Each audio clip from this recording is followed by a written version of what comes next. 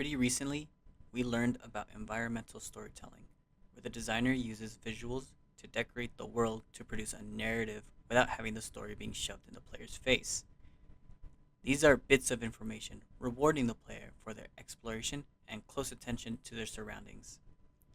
From things players may see in the background to thematic texturing of the land, environmental storytelling gives character to the land. And a game that I think uses environmental storytelling pretty well is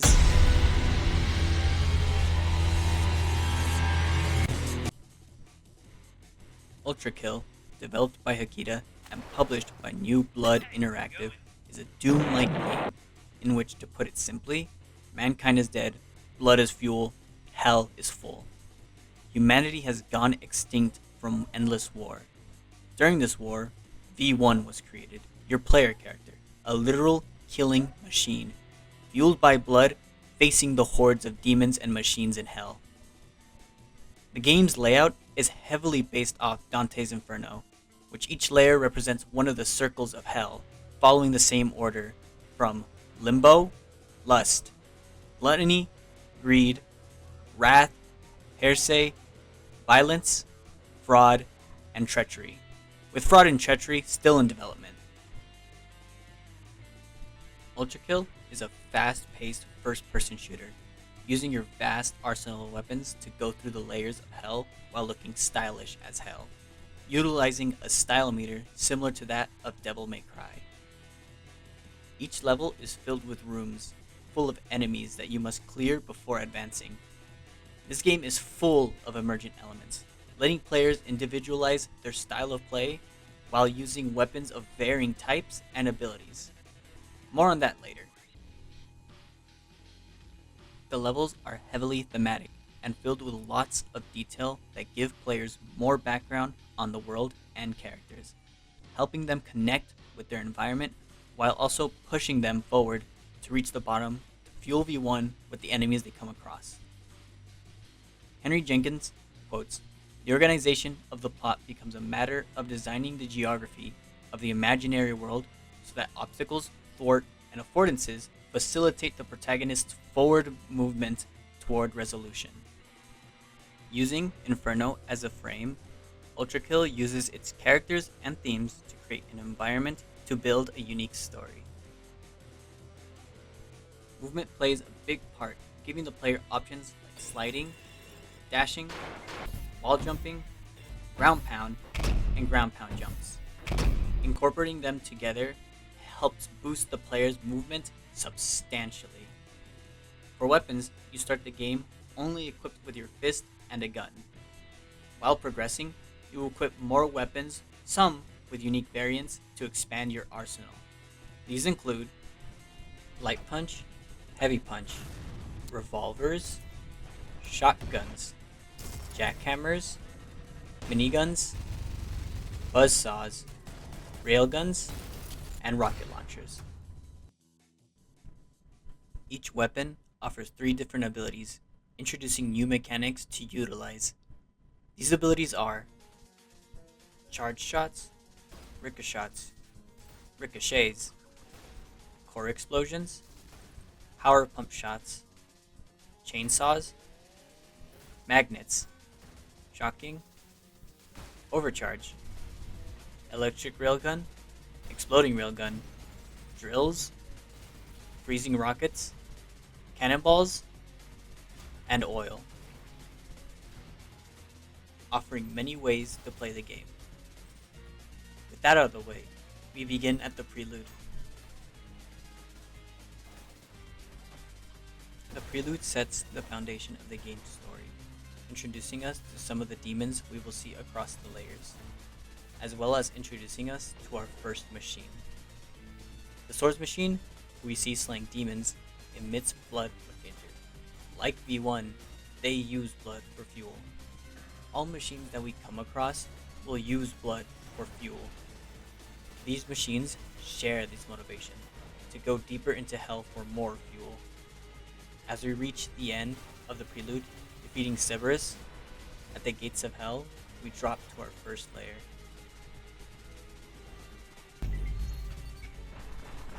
Limbo is the first layer, a place where the souls of people who did not sin but never believed in Christ reside. These souls' only punishment is being denied entry to heaven, living in a false paradise. At first glance, you can immediately tell almost everything in this layer is fake.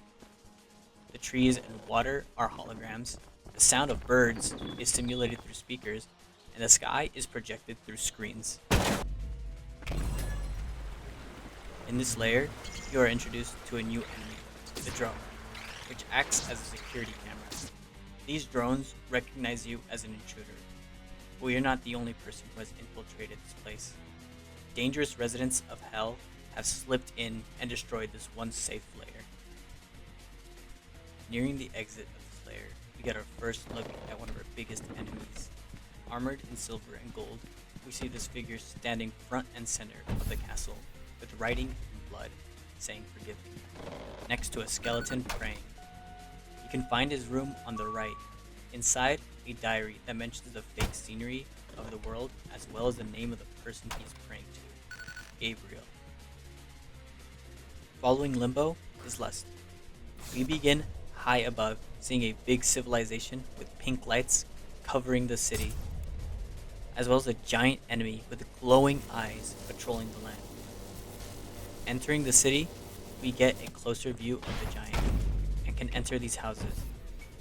In one of them, there's a small journal that mentions the name Minos. It reads how Gabriel slayed Minos, and the people who lived in that lust layer watched in horror as Minos lay dead, later having to face the decrepit corpse of the king to enter the next layer, gluttony, through its mouth. Gluttony is pretty obvious. Note that this section does not take place inside Minos, even though we did enter through his mouth. Taking place inside the stomach of a monster, you are able to walk on its skeleton, while also needing to avoid its stomach acid. The design of the doors is that of mouths, reminding the player that they are getting digested the further they go. Scattered, you can spot the many corpses that this beast has digested, and where you finally encounter the angel Gabriel at the heart of the beast. Within this lair, you can find a secret exit. In this room, the walls are covered in human faces, and taking this path leads you to a new level, the long spine pathway. Here you find the soul of Minos, where you face off against him. The room is covered with those faces, and similar to how you find the soul of Minos, this also alludes to the faces being trapped souls. In one of the earlier levels, you can find what Minos looked like in his earlier life. What better way to represent greed than an Egyptian-themed layer? This layer is abundantly yellow, from all the buried architecture to the gold-like sand on the ground. The level is filled with pyramids, along with other treasured buildings, such as the Eiffel Tower, Big Ben, and the Statue of Liberty. The atmosphere of the levels is similar to that of Greed Hobby, exploring in the dark, solving puzzles, and going through traps, perfect for the layer of greed. We also get a fitting conclusion about the rivalry between V1 and his successor, V2. He is first encountered in the final level of Limbo as the final boss, and reappears as the final boss to Greed to get his revenge on V1. A bit of backstory: after his defeat in Limbo, V2 escapes, dropping his arm, currently being used by V1. Enraged, V2 steals a new arm to follow V1 and to take back his arm. His efforts are in vain though, as Greed gets the better of him and is finished off for good.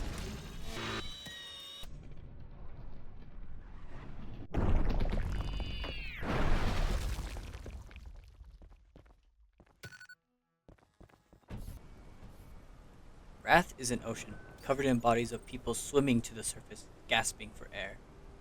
In this lair, we can find the ferryman. His diary is found in the cabins. Reading it tells us how Hell's population grew so large it turned the river of Styx into an ocean, as well as praising Gabriel for saving him from drowning in that ocean. Entering the cabin and the ship, there are many depictions of Gabriel in statues, paintings, and even a hologram. There are a couple of interesting artworks you can find in this layer, like Gabriel saving the ferryman, as mentioned in the diary.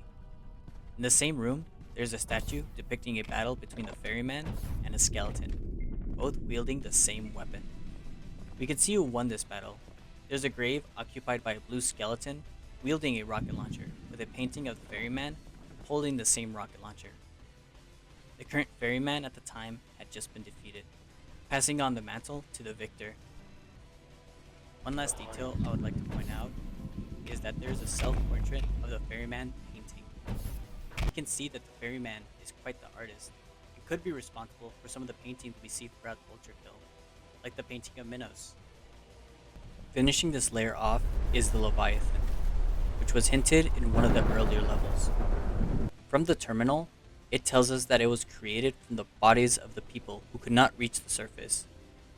And the path to that boss shows us those bodies scattered across the ocean floor. There's not much information on the Leviathan, so we continue on to the next layer.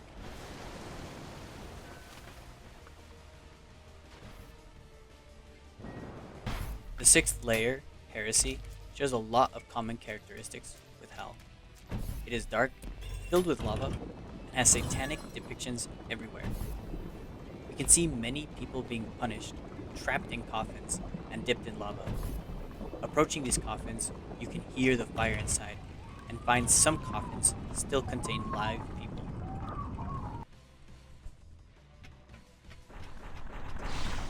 Nearing the end, Gabriel's waiting for us to get his revenge in his cathedral, filled with piles of skeleton remains of people slain by him. Reaching the end, we meet with him to face off one last time as the final boss for Act 2. Machine. In the last section of Heresy, like Minos, you can find a secret room where you can fight a hidden boss, King Sisyphus. He is first mentioned in a book about his plan to overthrow heaven, training his minion for his cause, even finding a vandalized mural of Gabriel.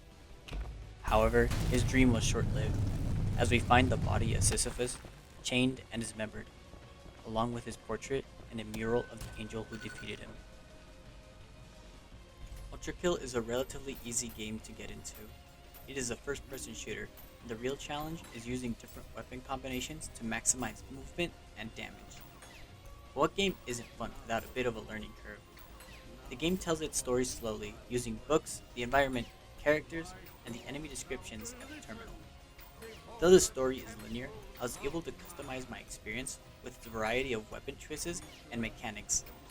ULTRAKILL offers a great deal of player emergence, as well as a casual story told through the player's findings and surroundings. This video was fun to make, even though I am a bit late. It gave me the excuse to study about the ULTRAKILL lore, and was able to learn more through this assignment. Thanks for watching, and now check out this sweet clip.